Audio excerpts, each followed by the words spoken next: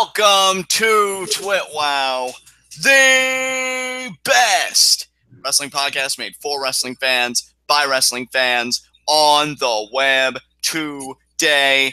I'm John, that's my cohort and commentary Ashton, and this is our NXT review.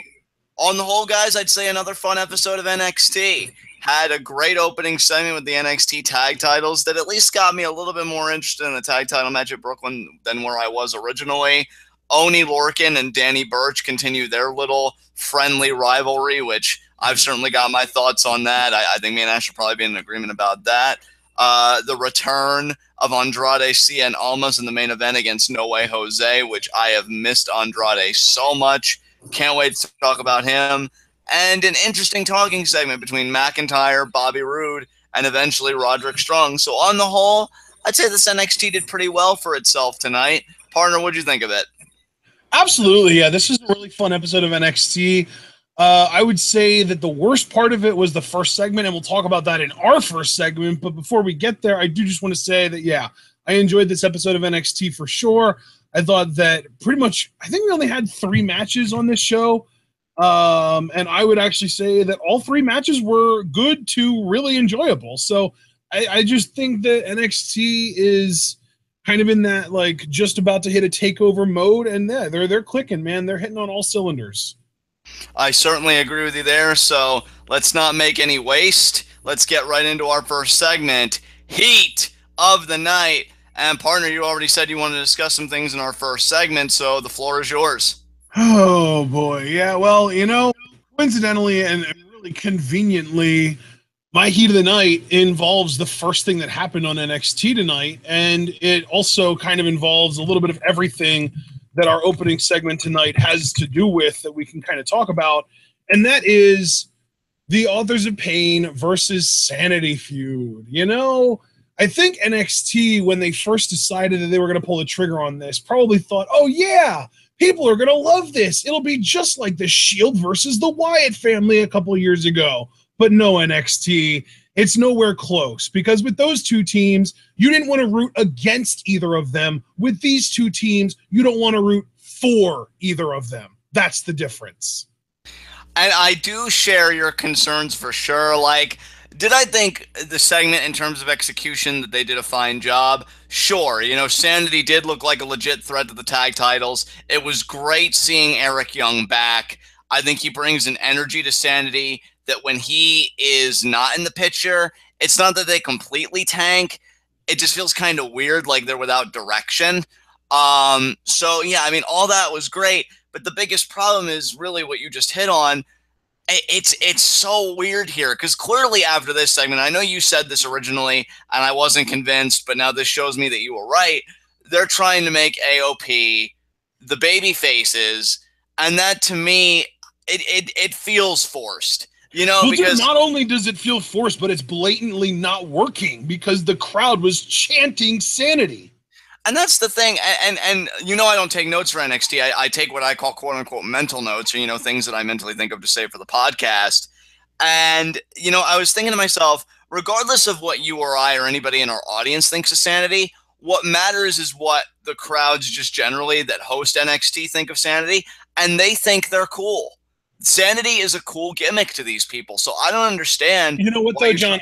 I'm not trying to correct you, and it's not even correcting you, because you are right. You're 100% right. But what I do want to add is that this is a very small sample size, and this is the crowd, again, that we've got to take into account. This is the same crowd that goes to NXT house shows. They go to the live events, so they have more of a familiarity with especially Alexander Wolf, who is a homegrown NXT talent, who was working under different gimmicks. He was Axel Dieter for a while before Sanity even happened. So he is going to get that hometown love because of the fact that he is that homegrown NXT talent over everyone else. So yeah, Alexander Wolf in and of himself, I think, is going to get a little bit more of a positive reaction in Full Sail than anyone else involved in this feud. But these guys in Brooklyn, the crowd's, it's going to be crickets. Nobody's going to care about this match because these 2 teams are both quote unquote heel entities. Sanity been built up as basically the dicks of this feud, and AOP are the big monster heels that everyone's supposed to be rooting against because we want them to lose the NXT championships. I mean, and here's the thing, like, I won't, like, challenge you on what you said, because like you said earlier, like, you are 100% right, but focusing more on the babyface side of AOP, that's even more problematic to me than trying to make Sanity the heels, because if you go to a place like Brooklyn, again, just my opinion here, I mean, this is the team in AOP that you're going to associate with beloved teams like DIY breaking up. And now all of a sudden you want them to get over. I don't think that's going to happen. And now look, I think the biggest mistake they made was trying to portray AOP as the good guys, or at least as the sympathetic character in this feud. Because if either of these teams gets any kind of reaction at Brooklyn, it's going to be a positive direction for Sanity. But in general, I'm expecting little to no reaction. And if there is a reaction, it'll probably be mostly negative. And see, I do kind of stand by what I said. Like, I look at these two gimmicks, and they're trying to build it up as, like, all these two colossal forces. To me, if you were going to make AOP as the baby faces, the one thing they need, which I feel like the Wyatt family did have, they have to have a cool factor to them along with being monsters, because just being a monster is very one-dimensional, and it's always really been it's the difference between Pentagon Dark and Matanza. Pentagon Dark is cool as hell. Matanza's just a monster, and Matanza, really, if you look at like historical crowd reactions in Lucha Underground, I don't know if there's ever been a more over heel than Matanza early on in his world title run. Exactly. So to bring it full circle, to me, there's nothing cool about Authors of Pain. They don't have the energy or the badassery of the Shield, despite what WWE might think. They definitely think so. I mean, they've got like the all black gear. They've got, you know, they, like WWE, or at least specifically NXT, clearly thinks that AOP they've basically created the Shield versus the Wyatt family out of these two teams, out of AOP and Sanity, and quite frankly, Sanity might be closer to the Wyatt family than AOP is to the Shield, but neither of these teams come anywhere close to those two factions. I mean, really, Ashton, if I'm being truthful with you, and I know I'm probably using up some of my material for when we do TakeOver Brooklyn 3 preview and predictions, but I look at this match purely as a means to an end, and the end that this match is going to help us reach is just crossing that hurdle before the Dusty Rhodes Tag Team Classic. Because we need something to fill space before we could get these tag teams replenished, and hopefully some teams returning, looking at UTM-61, who I'm really starting to miss, given the vacuum that we've been left with. And yeah, this match to me, I can sum it up in 2 words. To me, it's a necessary evil.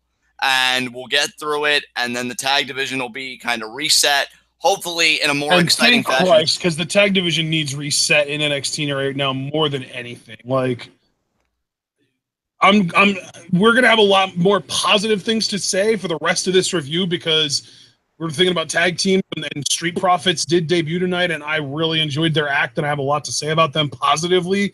But for right now, this tag division is a disaster, and the Dusty Classic is going to do nothing but wonders and repairs to a tag division that has gone from the most interesting thing in NXT to the most disastrous thing in NXT, because it's literally just 2 teams now. 3 of you include a brand new Street Profits team, which I don't yet, but still, really, it's just these 2 teams. And really, it's only 1 team, because Sanity isn't a tag team. It's a faction that just decided, oh, hey, we don't have anything to do. Let's decide to start going after titles. And Nikki Cross went after the women's title, and Killian Dane went after the world title and failed. And now they're like, oh, well, we can't get any singles titles, so we're a faction. Let's team up and go after the tag titles. Right. Yeah, I got nothing else to say about this segment. I feel like we covered all of our bases pretty well, so unless you have anything else you want to say about this, we can move on. Yeah. All right. So then I think we can probably skip this first. Well, no, we still have to talk about what happened. So I'm just going to shut up and let you take us into our next segment. Oh, right. Yeah, because let us get right into our NXT review, because I had no heats of the night tonight. And yeah, it is our AOP Sanity segment. Nikki Cross baits AOP out. They come out. That was another problem I had with this segment. And Nikki Cross is, you know, after so long, I feel like a lot of the time when we have like constructive criticism for certain individuals in NXT, 9 times out of 10, it ends up being that we're not the only ones that say it, and it ends up happening. Like it ends up getting fixed within a week or two, or maybe even a month or two at the longest. Nikki Cross is still obnoxiously way over the top. Like, tone it the hell down. Yeah, brother, we've been saying it for so long on here. I'm just going to assume that it's never going to happen at this point because it hasn't yet. And So, all that does, though, is make me want Sanity to break up and not be a thing anymore so she can change. right.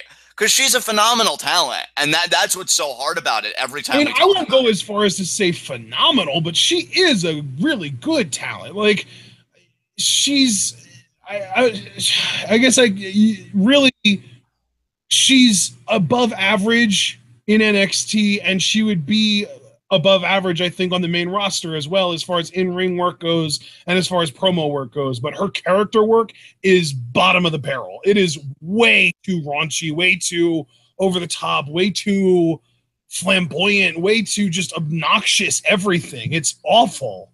Well, I didn't even mean that she's phenomenal now. I'm just saying, on the whole, what she is. If we gave her a better character, I do think she could be a phenomenal asset to the women's division. I'm just not feeling the gimmick at present. But I mean, clearly the higher ups in NXT are, and this is where we're at. But yeah, she baits AOP out, and then Eric Young comes out of nowhere. And was it Akam or Razor he attacked? Do you remember? Well, the way it worked was Akam ended up getting in the ring and getting double teamed by Wolf and Dane, and Eric Young attacked Razor on the outside and ended up using one of those plastic ties to tie Razor to the guardrail. Right. And then Razor had a moment where he kind of, breaks it, like takes the guardrail with him as he tries to get in the ring, which was, decent imagery. But again, like, you're trying to get sympathy for a monster heel team. Exactly. And that's the thing too, like, you could tell NXT's in a desperate spot because it's not like this story is impossible to tell. It's just you need to start telling it a few months beforehand. You need to start laying the groundwork. This feels so out of nowhere because the thing that Authors of Pain did before this was beat DIY in their final rematch, which led to their breakup. That's the furthest thing from babyface you could possibly do. So yeah, it just seems like very haphazard to me, very thrown together. And yeah, ultimately Sanity do lay out Authors of Pain. They get the up on them. They're both laid out. They pose with the NXT tag titles. And, like, I just look at Sanity, and I really am the same way with them that I've been so many times about the Wyatt family when they were still a thing. Like, I want to care. I love the idea. I love the look. But ultimately, at the end of the day, it just kind of falls flat for me. And that's really a shame because I remember when those vignettes aired, I was hyped as fuck. And then the debut, and I'm like, oh my God, NXT, have them run roughshod. And I've just been pretty mad about it ever since. But yeah, they stand tall with the gold, and that's our segment. If you have anything you want to add, we can move on. All right, then we got to the good stuff because immediately after this segment, we got into a Street Profits vignette, and this is the last one, hopefully, that we'll need to see because they're actually here now, and the vignettes should be ending. It was their theme music playing over just, complex stuff, like the same kind of deal that we've had. And then we get... Well, actually, before I move on, did you have anything to say about the Street Profits vignette? No, because Okay. let's just get to the actual match, which matters. So, Well, no, the best thing, though, is that we didn't have the match immediately after because we had to get a makeup tutorial from the Iconic Duo first. I miss these guys. Like, I know it's weird to say given that we just got them in this segment, but, like, I want to see them wrestle. They're just so good. I want to see them have, like, a match every other week, and the weeks that they don't have a match, I want them to have something like this where they just do something silly backstage. Like, I want some kind of exposure to the Iconic Duo every week. They're too good to not be on this show.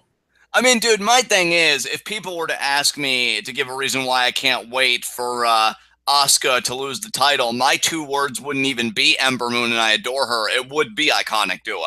Because as long as Asuka's champion, I can never buy heels like that having a title run. So that's why I'm really pulling for Ember, not just because I want to see her have a run as a fan, but looking at the bigger picture, I want the Iconic Duo to run this division. In fact, I'll be honest, like the only reason I didn't make this a nitpick or whatever is because it would be the pettiest of nitpicks. There was nothing inherently wrong with this. It's just I see this segment and I'm like, why aren't you running the women's division right now like you should be? So, yeah, I want these Well, women, John, that's because they had their chance and they lost to Asuka.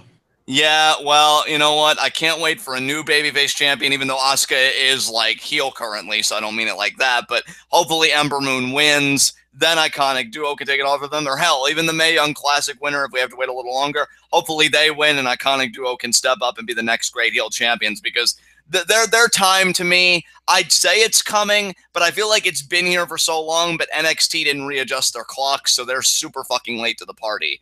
That's just me. This segment was fine. Makeup tutorial, you know, Ruby Riott walks into the shot. Billie Kay and Peyton Royce complain about it. I think I had read somewhere that this feud is going to happen, and I'm thinking Billie Kay is going to be the one to have the match with Ruby Riott, which, you know what, good, because we know what Peyton Royce can do. She's fantastic, but I would like to see more of Billie Kay, so if that's true, great. I think Ruby Riott's the best kind of person for Billie Kay to work with so that she can really show what she can do, because I feel like it's been a while, because I feel like the focus in ring has been more on Peyton lately, which nothing wrong with that, but, you know, it is a two-person team. So, yeah, I'm totally down for this feud. And like I said, I hope as far as the women's championship picture goes, they can reassert themselves back in it very soon because I adore these two. Honestly, I think it would be really interesting if they did with these two kind of what they did with Emma and Dana Brooke back when they were kind of a thing where they really, like, they weren't necessarily title contenders, although you could put them in the title picture if you wanted, whenever, just because they had that credibility. But they were kind of the gatekeepers to the women's championship. Like, you had to beat them before you went on to whoever the women's championship was at the time. Like, that would be interesting to me if these two were like kind of in that role where if a babyface wants to challenge the heel champion, in this case Asuka, they have to beat Billie Kay and Peyton Royce before they move on to that championship tier. Yeah, I completely agree with you.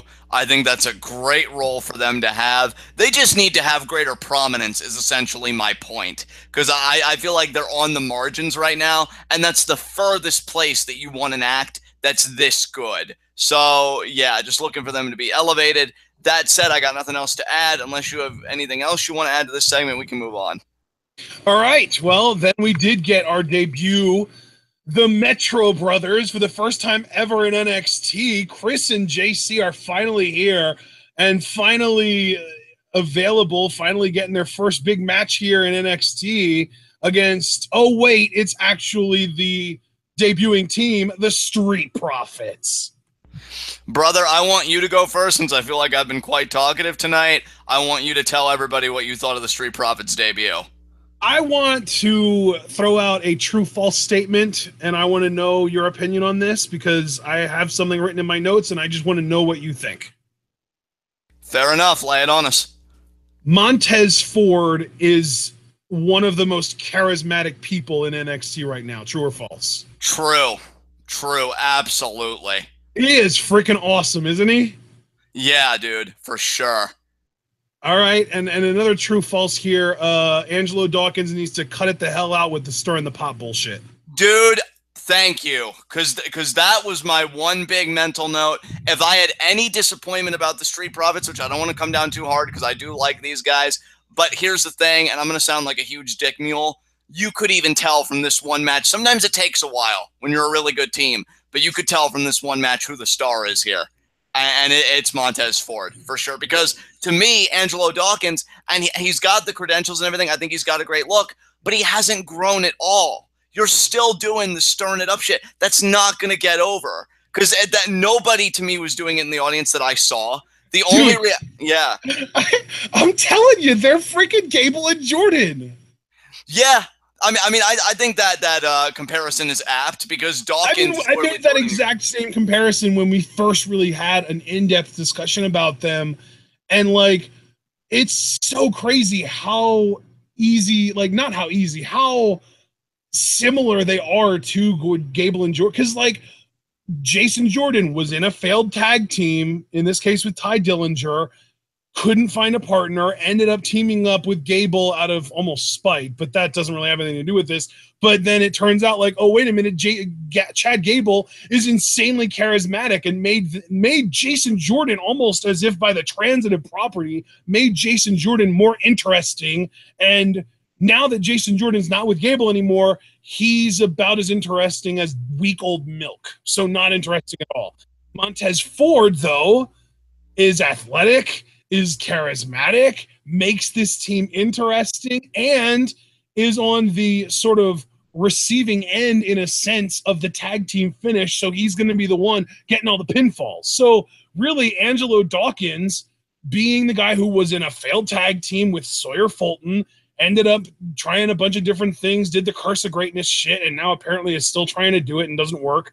And now he's in this tag team and he plays the big man. He's the big guy who is like the big athletic dude in the ring who throws people around the way Jordan did. Like, the similarities are uncanny. The only difference is, to me, that Montez Ford is a high flyer and Chad Gable's a technical wrestler. Like, that's the only difference here. Yeah, because to me, dude, I like the tag team as a whole. I love the packaging. I love the presentation. But I can't tell you, like, again, I'm just being honest here, and that's what this space is for, how annoyed I got with Angelo Dawkins. I am like, you've got to be kidding me. You finally have a winner. You're finally getting the exposure that I'm sure, if I could get in Angelo Dawkins' head, he has been waiting for. Because nobody wants to be cut. You know, you could say that about anything you do. You know, NFL, NHL, like any sport, and clearly in the WWE. If you're in the Performance Center, you want to keep things going. You want a gimmick that'll work so you can make the money and, you know, do the things you're going to do. And Angelo Dawkins, to me, I just got so annoyed because I'm like, you're finally a part of a winner. You're going to get pushed. You're lucky to be with somebody insanely talented. And I do want to shift the discussion to Montez Ford here in a second. And you're still doing the same old shit. Like, I really don't understand how you cannot look at this and say, okay, maybe I need to come up with some new mannerisms. I'm not saying everything's going to stick, but just the idea that you resorted to your safety net, which is riddled with holes, by the way. And, you know, I don't know. Like, it just really annoyed me. Now, Montez Ford, on the other hand, that is a license to print money to me. I love the look. I love the energy. He has athleticism. Like, to me, he is the well-rounded portion of this team. And I could really see him. Like, I know they gave Angelo Dawkins the hot tag tonight, it seemed like. I bet if you started giving Montez Ford the hot tags, like, that would be the highlight for all Street Profit matches. I just have a feeling. Yeah. Like, I have a feeling the crowd would really latch onto this dude and his energy and his charisma. The thing is, he is very, very young, and I don't mean literally young because he's still in his, like, late 20s. He's still actually older than Angelo Dawkins, but I mean young into his wrestling career. He's still very green. If this guy gets a good, strong, like, 5 moves of doom type hot tag sequence under his belt, he's going to get so over so fast, it's not even going to be something that you can see coming. Like, it is going to be incredible to watch this kid's rise in NXT up through the ranks because, again, one hot tag sequence for him and he is just print money. Exactly. And that's exactly what I'm thinking too, dude. Honestly, you know what? I'm going to give this a chance because this gimmick now is debuted for all of us to see. Like I told you, my friend did go to one NXT live event. Street Profits were very well received there. Maybe now that it's on television and you've got the tape and everybody's seeing it, maybe they'll tell Dawkins, hey, that stuff isn't going to fly. I would hope. But then again, we just got done that Nikki Cross discussion, so you already know how I feel about Angelo Dawkins. You could just put that in the same category. It reminds me of, it's like a Vince McMahon thing, like, oh, the thing he's doing with his hands, I don't know what it is, but I like it. Have him keep doing that, damn it. Exactly. But I really can't wait to see these guys in the Dusty Rhodes Tag Team Classic. You know, seeing it for myself, I originally said because I love the vignettes so much, I would even love to see these guys make it to the semis. That's still possible, but, you know, we'll see how far they go. I'm just really curious to see what else they could do as a tag team. And I do love the double team finisher because I will say, despite how green Montez Ford may be, his frog splash is beautiful. I quite liked it. I'm like, that's great form, everything. And the sit-out spinebuster setup by Angelo, that was one of the few points of praise I'd give him. Like, you know, it looked good. It was a really cool sit-out spinebuster, but you've also got to remember he did like a 360 spinning body splash in the corner to set up for the spinebuster too. Yeah, I mean that's the thing. Like Angelo, again, he has the athleticism and everything else, but it's just like we said about Nikki Cross. There are certain character traits and certain mannerisms that you should really just shave off because it's not doing you any good. You And if know, you I'm beginning to think that like amateur wrestlers that don't make it to the Olympic level are just so, what's the word? I'm looking for lame, maybe, because like we've already seen Jason Jordan and he's got no personality. Now we're seeing Angelo Dawkins, no personality. The last guy I can remember that was an amateur style wrestler that didn't make it to the Olympics was, oh, I don't know, Jack Swagger, also boring as all get out. So maybe WWE should just stop going after these amateur style wrestlers unless they make the Olympics. Yeah, I mean, because maybe the Olympics, how many sponsorships it gets and stuff, maybe that teaches the Olympians to have a personality for when they, promote stuff, and maybe that's how they Or, got their early training. maybe Kurt Angle and Chad Gable are just freaks of nature who are a very small sample size and not actually a trend. So we just need to get samples of their DNA, keep cloning them on repeat until we have just anybody we could Look, call man, upon. who needs clones when you never know how many more bastard sons Kurt Angle has? That's so true. I just want to keep getting to know my son a little better. But I can't believe you said that again. it's still funny to me, damn it. But yeah, It is funny. I enjoyed this tag match again, particularly Montez Ford. I hope he doesn't flame out because I know there have been times I've probably praised somebody and really heaped the praise on them, and then it's like, oh, they got released, or oh, they're doing this, and I'm like, oh, no, just another day of being wrong. But yeah, I really hope the best for Montez Ford. I do hope the best for Angelo Dawkins. I don't like to see anybody fail. He did just kind of irritate me a little tonight, so we'll see where that goes. But yeah, on the whole, I give the Street Profits a thumbs up. And honestly, dude, here's the thing. If you're the Street Profits, you came into this division at the right time because we just got done saying how they're at a low point. Well, they can just swoop in now and be the act until either TM61 comes back or whatever the hell. So, yeah, I mean, Street Profits really do have a golden opportunity here. We'll see if they can take it. But I've got nothing else to say about this. So, well, and interestingly enough, when TM61 does come back, I'm sure they'll be received very well, and they'll probably end up winning the Dusty Classic if I had to guess. But I do want to point out, I don't necessarily think that they're going to immediately usurp the Street Profits as like the only babyface team in NXT, the way the Hardy Boys usurped every other babyface team in WWE on Raw. And the reason I say that is because TM61 are always going to have the best matches, but the Street Profits have the sort of the attraction. Like they feel like an attraction, whereas TM61, like, amazing performers, everyone's gonna love them. Street Profits feel more like an attraction. Like those are the guys you want to pay money to go see and maybe even like hang out with after the show or like dance with them during their entrance and stuff like that. Like it's like that Kofi Kingston, Junkyard Dog. You know what I mean? Like the fun guys, even though they might not be the best wrestlers, they're fun and people still will pay to go see them because of what they provide as far as entertainment value goes. And that's not necessarily something that TM61 provides. Yeah, I could certainly agree with that assessment. I think that's a great point. I got nothing else to add, so unless you do, we can move on.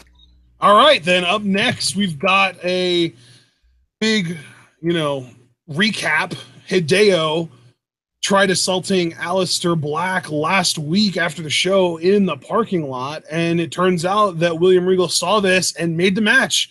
Hideo Itami versus Aleister Black has been added to the NXT TakeOver Brooklyn 3 card, so it's really rounding out now. People throwing out these words like assault and jumped. To me, Hideo was enthusiastically apologizing for the misunderstanding that arose between him and Aleister Black. And if Aleister Black was a true professional, he would have apologized for kicking Hideo's head up. But hey, it's wrestling. It's cool. We're getting these two at TakeOver Brooklyn 3. And partner, for the first time, and I adore Andrade Cien Almas, but him and Gargano, we're going to see what they can do because right now, this is the match I'm most looking forward to, Itami versus Black right here. This is my TakeOver personally. So honestly, I feel like this is the match that everyone who watches NXT is looking forward to. as they should.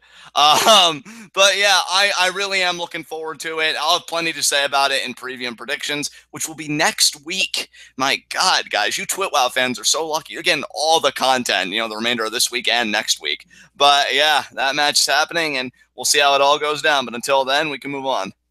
All right. Well, next, we had a big face-to-face confrontation between Drew McIntyre and the NXT champion Bobby Roode. And of course, Bobby Roode, being the coward that he is, has to bring out his own security detail to protect him, even though he claims it's to protect everyone. We all know it's just to protect him from Roderick Strong, because he said shit about Roddy's family and expects not to have to pay the consequences for it. So Bobby does end up telling Drew, you say you're the chosen one, but I think I'm the true chosen one because I accomplished everything that I said I would accomplish on day one here in NXT. And then Drew cut a promo as well. And the biggest thing that I have in my notes here regarding Drew is that he makes Bobby Roode look like a child when they stand next to each other. He does. I will say, look, I can appreciate Bobby Roode telling the truth about Roderick and especially about his family. It's just a shame that such a blasé guy is the face of gentrification, an act I fully support in Full Sail. Because, I'm just listening to him talk and I'm like, man, Bobby, I'm all about the scumbags, but it really says something when you're just not doing it for me anymore. McIntyre, though, my God, the size of this dude. And I do enjoy him on the mic personally. I think he's better than Bobby on the mic. I like his fire. I like his energy. Sure. I don't think that's even anyone's question. Like, I don't. Is anyone questioning who the better mic worker is between Drew McIntyre and Bobby Roode? Like, really? I don't think so. Yeah, I mean, I doubt it. Just want to put that out there. And it seemed like they were going to settle business, but then Roderick's music hits. I like the desperation, but not in that cowardly heel kind of way. Like, no, he's fired up. He's like, that man insulted my family. I won't rest until I get a pound of Bobby Roode's flesh, until I beat his ass for, what he did. And essentially, just to kind of make a long story short, Bobby Roode manipulates, the energy from Roderick and the crowd, and like, well, hey, if you want to fight me, I'll put my title on the line after Brooklyn if you can beat Drew McIntyre. And dude, I love the way Bobby put that, because he didn't say if you can beat Drew McIntyre. He said, but you're going to have to go through him first. So, like, Bobby literally using these guys against each other in a way that either A, Roderick might win, but he's going to weaken up Drew to make Bobby's defense against Drew easier, or B, Drew wins, still gets weakened, and then beats the hell out of Roddy, and then Bobby doesn't have to worry about Roddy anymore. So Bobby Roode is the scummiest of scumbags. He is. It's just a shame that I really can't be enthused about that. You say it's a shame, but I like the version of you that actually dislikes the scumbag for once. Yeah, there you go. I will say too, partner, and this could be me again being nitpicky because I am excited for Brooklyn right now, and maybe I'm asking a little bit too much. But like, this is one of those times where I wish a contract signing would have devolved into violence a little bit, because it seemed like there was so much energy in the room, and especially when Bobby at the end was, you see, in my NXT, we're getting this match, and then he does the glorious pose, and he's able to get away with it. Like, I was begging Drew, Claymore kick his ass. Like, just lay him out, walk out, maybe have a stare down with Roderick, and then leave, because I don't want the focus to be taken off of Drew, and I feel like they're very, I shouldn't say haphazardly, because I think that's being too mean, but I've already echoed my sentiments that Strong Roode should have been the takeover match. And I think they're trying to correct that in the best way they possibly can. Yeah, by just having Drew cut fire-ass, dope-ass promos every week. Exactly. And like, he has all this fire, this room has so much energy, and then Roode does his shit and he gets away with it. Like, the whole narrative to me, both from McIntyre and Strong, is without the catchphrase, without the theme, who is Bobby Roode? So then if you shut him down when he's doing his shit, it's like, yeah, just like I thought.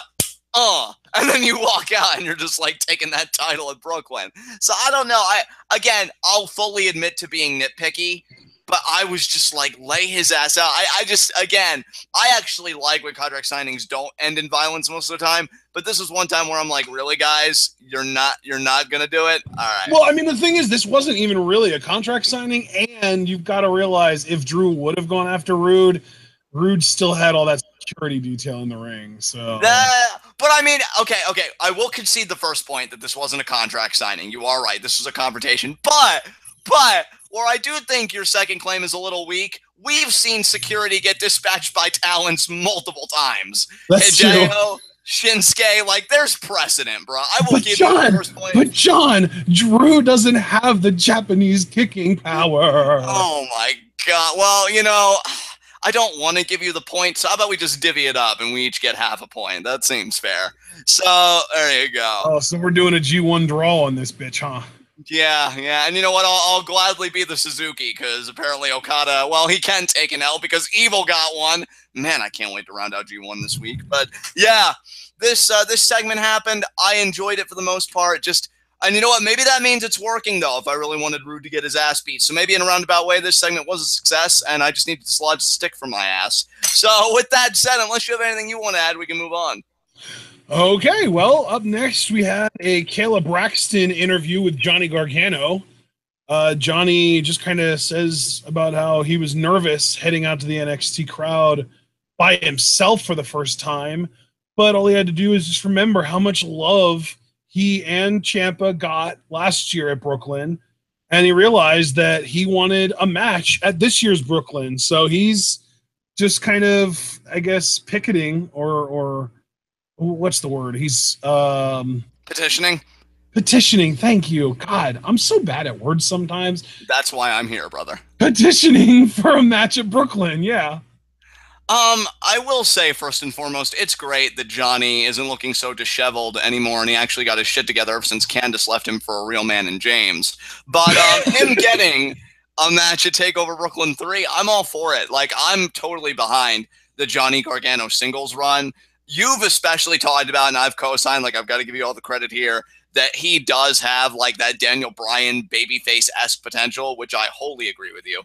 And yeah, they need to capitalize on it. And I think in a venue like Brooklyn, especially given who we know now who his opponent is, I like that this is a slow burn that seems to have a very natural progression. Because if you look at Johnny's first opponent, Raul Mendoza, and then who he's going to face at the TakeOver, it really does seem like they're having Johnny run the gauntlet, which is smart. That's the kind of story I think with a babyface like that you need to tell. And that is where I will give NXT all the credit in the world. I can protest them at times. I can outright critique them at times. But when they get it right, I've got to give them credit. And I do think they're handling Gargano right now. Can that change? Of course it can. But right now, I'm very pleased with how his story's going. So I'm very excited for Gargano's match at TakeOver Brooklyn 3. Yeah. All right. So I'm sure we'll have more to say about that at the end of the night. But for now, let's just talk about our second match of the night. Oni Lorcan versus Danny Burch.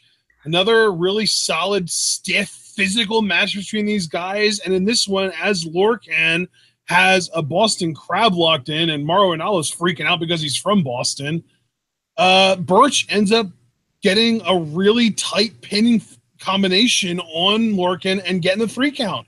So Burch wins, and then post-match, Burch goes for the handshake. Lorcan slaps it away and walks away, but then he kind of stops, turns around, and does end up shaking the hand. So these guys have a really long, awkward handshake, and they're just kind of talking to each other the whole time. So, was this Danny Burch's first ever win on NXT? Because, I don't know if it was, but I do know that the Street Profits win was Angelo Dawkins' first ever televised win on NXT. Yes. Holy shit, Muffin. Yeah, I will say I'm so glad this little mini feud is a thing, if for no other reason. Like, even if its purpose ultimately is to make these guys one of the makeshift teams that are going to be in the Dusty Rhodes Tag Team Classic, because Oni Lorcan to me has kind of been on the bubble for a while now. Like, he's just below the radar, but he's been working with higher quality talent, and I've been wanting him to have at least a mini feud because I think he's so good. And Danny Burch, I've actually been a fan of his for a while. I think he's one of the more understated talents when he does appear on NXT. And I was actually pleasantly surprised when he got the win here, because to me, it would have made Burch look bad. Like, if you think about the story of, he told Lorcan he wanted to do it one more time. So Burch laid down the gauntlet. And if Burch didn't come through, not that he had much credibility to begin with, and I don't say that insultingly, I'm just stating the facts, but I feel like it would have hurt his credibility to lose here. So I was pleasantly surprised when he got the win, and I thought the storytelling in this match was great because, again, Lorcan won the first match with the single leg Boston Crab. Not only did Burch have that scouted because he was kicking Lorcan repeatedly in the chest, but when Lorcan tried to adapt, Burch had an answer for that too, and he got his win. So yeah, this is actually a real standout tonight on NXT. I thought it was one of the highlights of the show on the whole. And yeah, I don't know if they're going to do a rubber match like before the Dusty Rhodes Tag Team Classic, if their makeshift team is going to fall apart and then that leads to the rubber match, which would be very interesting because you would add more meat to the narrative bones. For what it's worth, these guys have actually been teaming up on NXT house shows, so it seems inevitable that they're going to end up in the Dusty Classic. Oh, yeah, brother. I mean, you personally called that, I think, even after their first bout. Like, you said that you thought they were going to be one of the makeshift teams, and I jumped on that. I completely agree with you. So, yeah, there's no doubt in my mind these guys are going to be in the tournament. I would actually hope, and again, this is more my just fantasy booking, I hope we don't get the third match until this team gets eliminated, because if one of them takes on the heel role, or maybe none of them do, and then they're like, okay, we're better opponents than partners, let's have that rubber match. Like, I just want more meat on the bones, because again, Lorcan's great, and I really like seeing him actually do something in NXT. And I think Burch is one of the more understated talents on the roster, as I also said, and it's great seeing him have something to do, so I don't want him to pack his bags just yet. So I'm curious how they'll handle this whole thing. But yeah, I quite enjoyed this. I mean, what are your thoughts? Yeah, I agree. I definitely did enjoy the match. Looking forward to seeing these guys team up in the Dusty. I think that's going to be a really interesting tournament. Hoping we get Red Dragon in that tournament. Expecting TM61 to be by then. These guys are going to be good. Street Profits are going to be nice. I'm sure we'll have Heavy Machinery. Yeah, I mean, the Dusty Classic really is kind of shaping up pretty well. And we've got to remember, too, that the Dusty Classic should conclude the finals and maybe even also the semifinals, if they do it the same way they did in year one, on the NXT TakeOver after Brooklyn. So it's right around the corner, guys. Absolutely. Partner, I got nothing else to say about this, so unless you do, we can move on. All right, third and final match of the night, No Way Jose versus Andrade Cien Almas. And it's also worth noting that during No Way Jose's entrance, he actually went through the crowd and got a bunch of fans involved in a conga line. I thought that was so cool. I still think, and I mean, again, point to you. You've been saying it from the very beginning when we would talk about him actively, when he was more prominent on NXT. No Way Jose still has that star factor, still has that charisma. But partner, if I may, because we've had a few people admit in chat tonight that they're touching themselves to my voice. So let me give them something to remember. Andrade Cien Almas. God, I love this man so much. I missed him so much. Yeah, this was a fun main event. Really curious though, and I'm going to hand the ball over to you first because I'm biased. I love Andrade, but if I'm being truthful, I'm still kind of formulating an opinion on him and his new valet. I mean, what did you think about the dynamic tonight? Do you think that's like a natural progression of the Andrade character? Like, where are you with it? There are some things I like about it and some things I dislike about it. I think the thing that I dislike the most about it is that Zelina is basically trying to get him to stop doing a lot of the things that we love so much about him. Right. And then what I like about it is that they're really portraying it as like Andrade's got the ability to beat anybody he wants. He just doesn't always try.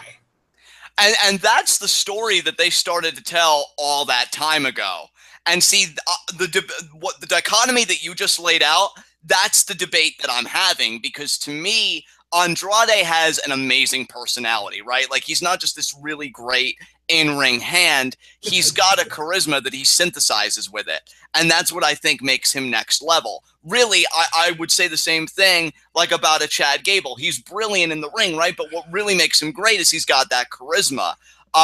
That's what we love about Andrade.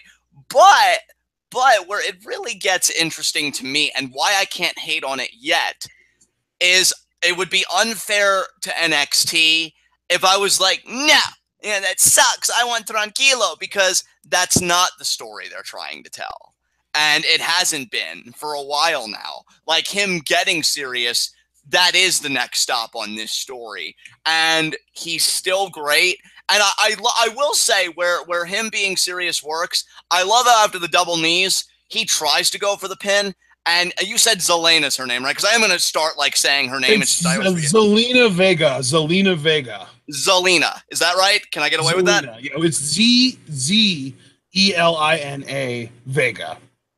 Zelina. Okay, I think that's good. And if not, I'll just call her Vega. But yeah, Zelina just being like, no, you finish it. You finish it. Because he was going to pin No Way Jose after the knees, but she didn't want to take any chances. She's like, no, you put that shit away now. And straight going Mortal Kombat on his ass. Finish him. Exactly. And he does the Hammerlock DDT. I like that because here's the thing. Anybody who knows me knows, I think I've admitted it publicly on the podcast, and if I haven't, well, here you go.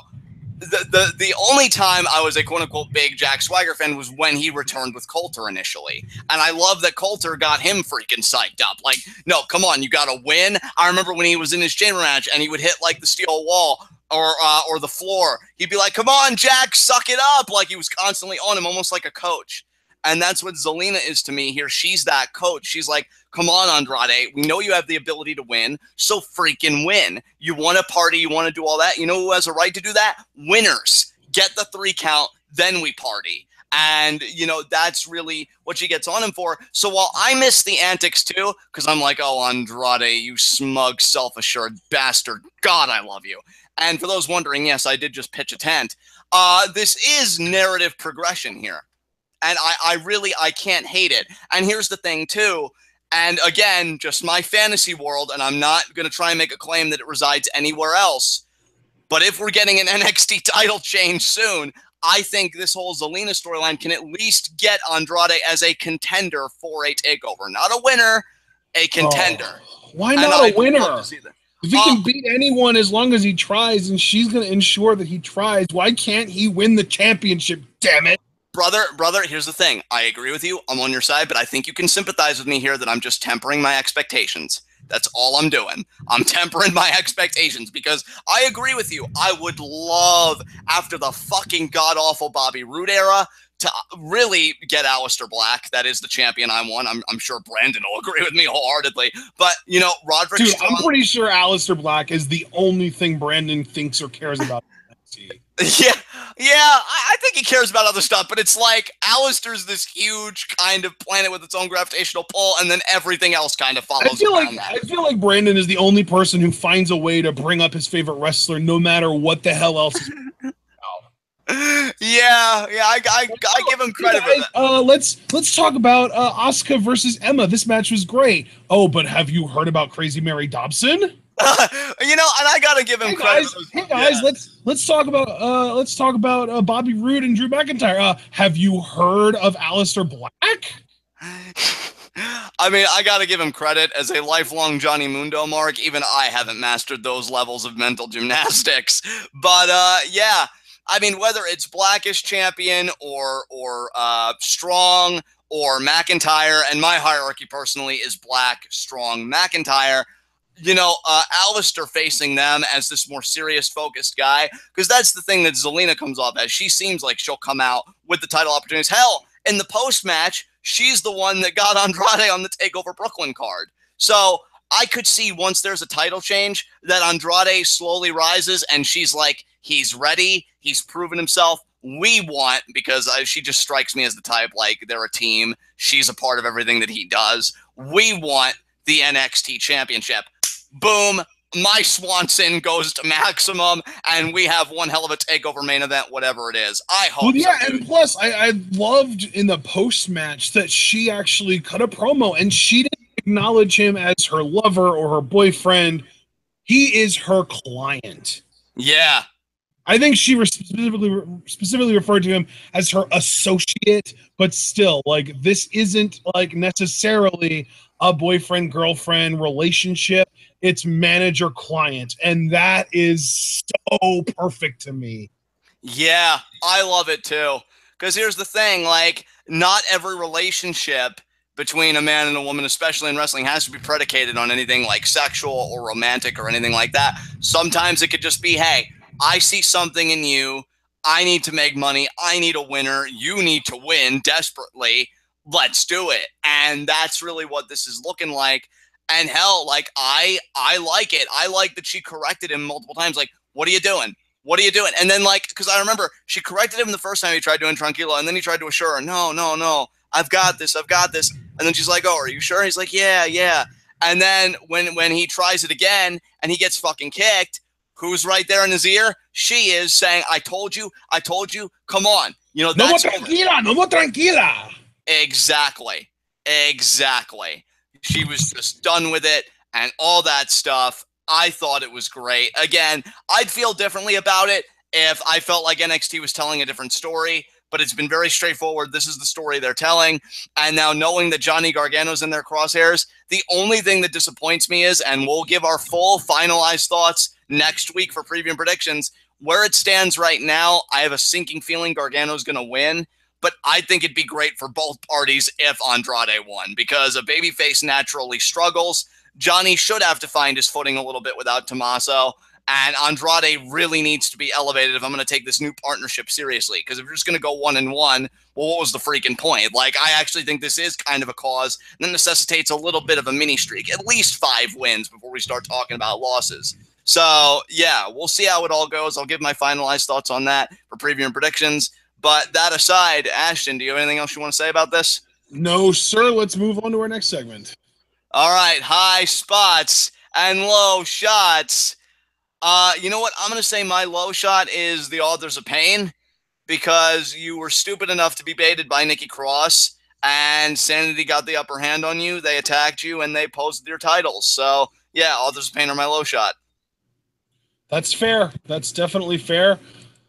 I think my low shot is going to have to go to No Way Jose, because as great as he is and as great as his entrance was, he still at this, really played second fiddle to the Andrade story with Zelina Vega, and he lost to Andrade. So really kind of batting 0 tonight for No Way Jose, as great as he is. I completely agree with that. High spot, who else but Andrade Cien Almas? La Centinela del Espacio, la Sombra. Exactly. El Idolo. God, I want to. And just to be clear to everyone in chat, that's L with an L. Idolo, not N Idolo. Jesus. Yes, so, God, it felt so good to say that. I miss this man so much. He's my high spot 1,000 times. And Johnny Gargano, I mean, you lost your best friend, you lost your wife, and now at TakeOver Brooklyn 3, you're going to lose your dignity because Andrade's going to put a hurting on that ass that'll make you think Tommaso Ciampa was having mercy on you to begin with. So Andrade's my high spot, and we're going to take it all the way this time to the NXT Championship. So, partner, who's your high spot tonight? Man, you really kind of set it up so that I can't say anything that would be better than what you said. So I'm just going to take the Street Profits, because they had a great debut. I like the packaging, and they picked up a big win in their debut. So, yeah. And really, Angelo Dawkins picked up his first televised win ever in NXT. So definitely a great day for him. He's probably thinking to himself, I finally made it. I made it. But yeah, I love it though, because like he finally got this big win, and at the same time his career ended because people realized that the star of this group is Montez Ford. Exactly. Like, he's like, I did it, Montez, and then he sees like everybody into him. Aww. He's like, I did it. I finally won a match on NXT television. And why is everyone crowded over there? Wait, guys, I won too. Hello, I'm over here. I won the match. Come on. Yeah. Well, I'm gonna go give him my resignation papers. Yeah. Maybe I'll be able to charge extra for indie bookings. I mean, after all, I can stir it up. Am I right? Right? Oh God. But no, You're right though. You're right though. He might actually get some indie bookings because I'm sure that before this win, he wouldn't have even gotten bookings. But now, I mean, you're saying charge more, but he was never an indie wrestler before WWE that I know of. He just went straight from amateur wrestler to NFL attempt fail to NXT student. I mean, he's training here for like 6 years, I think. Oh God, I'm sorry, but after everything you said with that whole setup, I just picture Angelo Dawkins looking up into the crowd, the lips slightly quivering. How come they don't want me, man? And that just goes to no, you can't do that to me, man. I just did. Deal with that knife in your heart. Oh man. But now you're reigniting my daddy issues again. Brother, have you seen this chat? We're predicated on daddy issues. You know what? Just because you're right doesn't mean that it was still okay to do. You're so right. God, I'm so good at being a dick. Why aren't I NXT champion? I'm so much better than Bobby Roode. You're more charismatic than Bobby Roode, too. And I still approve of gentrification. Fuck those poor people ruining the value of my property. But anyway, I don't really mean that. Anybody who knows me for real knows that I don't mean that. But regardless, any concluding remarks about NXT tonight? Not really, but I will say Angelo Dawkins has been training to wrestle for 5 years, and I was right. He has no indie experience. He signed a developmental contract with WWE in 2012, and he had no wrestling experience prior to that. So, well, Angelo, yeah. So, and here's the hilarious thing: PWI actually ranked him number 350 in their PWI 500 last year. Like, what does that say about the credibility of that magazine that Angelo Dawkins was better than 150 other guys on their list? I couldn't even believe that he's better than 5 people on that list, if I'm being honest. And especially because they claim as like a way to hedge their bets so people don't fire back on him when Roman Reigns is number 1. Oh, but it's a kayfabe list. It takes kayfabe. This dude just won his first match in 2017. How are you going to say it's a kayfabe list and then put a guy with an O&D record in front of his name at 350? Exactly. The hell's wrong with you, PWI? Oh, wait, I can answer my own question. Everything. God, why are people so crazy and why am I so great? But regardless. And by the way, I do want to let everyone know that they do 100% say that it is a kayfabe list, and look no further than that 2016 list, because guess who number 1 was? Like I said, Roman Reigns at number 1. You know what else is kayfabe? My interest in their face, because it has no basis in reality. So, do you want to hear some people that were ranked below Angelo Dawkins? Oh, I gotta hear this. Lay it on us. How about number 354, Famous B? Wow, bullshit. Number 361, Brian Myers, a.k.a. Kurt Hawkins, who's doing the same thing Angelo Dawkins was doing, except on the main roster. Number 363, Jay White. Wow. I can't even really agree with that because I feel like Jay White's grown more recently than fucking Angelo Dawkins. So, yeah. Number 377, Cheeseburger. Oh, that's bullshit. Because isn't that a really over gimmick? Because I've seen Cheeseburger. Yeah, yeah. Number 383, Eddie Kingston. Oh, Jesus. Number 387, JT Dunn. That's stupid as hell. At least I'm pretty sure if that's who it is, if that's who I think it is, that is, I'm pretty sure, one of the members of like the new Kingdom with Matt Taven and some other guy whose name I can't pronounce. Right. Or no, that's not who that is. That's Chris Hero's partner in Death by Elbows. Yeah, that's right. Well, yeah, even so, though, it's still bullshit. Like, I actually like JT Dunn when we watch him on PWG. Here's one. Number 396, Pete Dunne. Oh, my God. Fuck that. That's definitely the biggest travesty so far. Holy shit. 399, Ghetto. Okay, more bullshit, clearly. Here's a funny one. This might actually be appropriate, but I still feel like I have to mention it because it's hilarious. Number 403, Zach Gowen. Oh my, you know, I don't even know what Zach's been doing recently, so I can't comment too much on that. But even when he was in WWE, he did so much more in his time than Angelo Dawkins has ever done in his. So Oh, yeah, here are a couple of numbers 420 and 424. Dave and Jake Christ, OI4K. wow.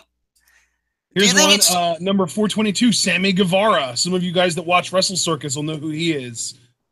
wow? Yeah, that's crazy. 423, Scorpio Sky. Yeah, more bullshit for sure. 431, David Finlay.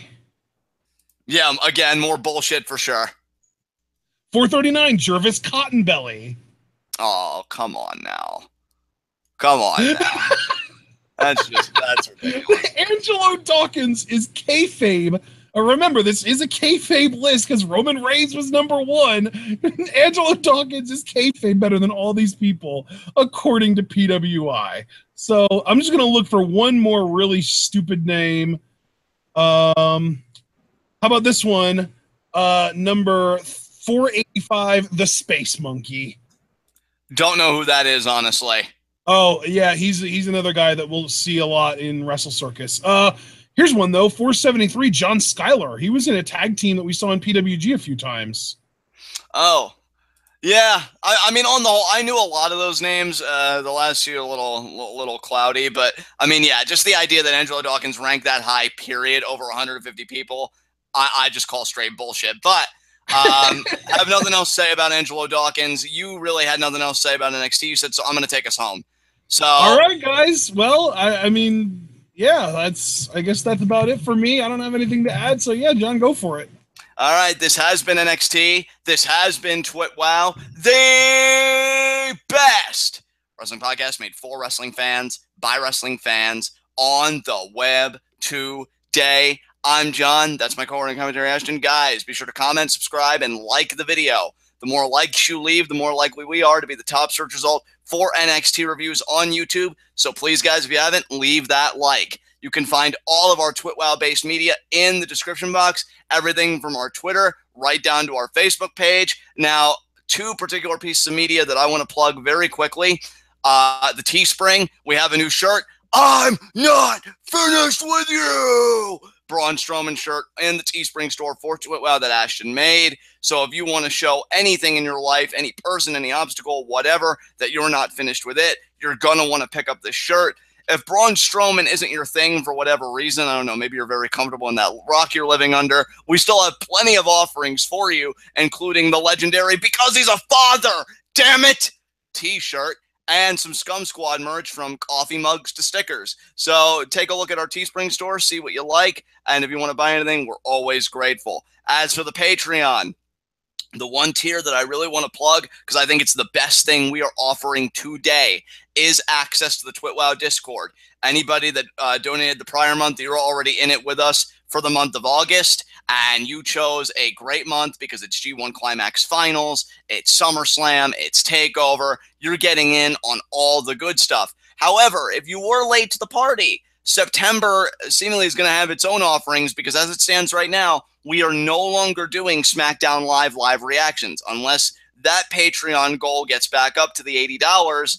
Live reactions have ceased for the moment, which means that SmackDown commentary is going to become what Raw's become, and it's just going to be Discord discussion. So if you like talking SmackDown with us, if you kind of want our Discord to become the new kind of talking Smack hub, if you will, donate to the Discord. You'll get in for September, and unless things change on the Patreon, yeah, we'll be discussing SmackDown in the Discord, and we always discuss Raw in the Discord. So yeah, I think it's great access, and plus the one thing I always love to mention, you acquire purchasing power. $3 a month, you remember the Discord 10 months, that's $30. You can cash it in for a live reaction to a 3-hour show because that rate is $10 per hour. So I think it's a win-win-win. I always have. And to give you guys the rundown for the content, okay, tomorrow is nothing. It's a day off. You all guys all get to catch your breath.